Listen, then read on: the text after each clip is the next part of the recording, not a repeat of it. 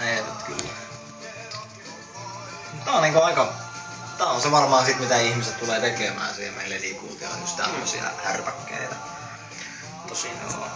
Eikö se ole vielä hienompi sitten sillä isolla kuutiolla? Joo, ja mieti sitä kun sä lisäät tohon sun koodiin jotain harmaan sävyä juttuja tai muuta, niin se niinku vaan näyttää vaan entistä hienommalta. Että...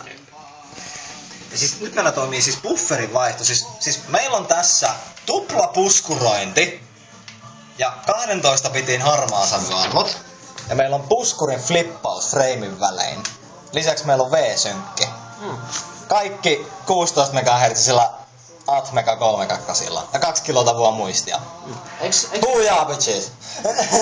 Noitahan voi jakaa noita niinku tollain esitettyjä lukuja, niitähän voi jakaa ihan normaalisti. Totta kai se on vaan esitystapa, ei sillä ole mitään merkitystä.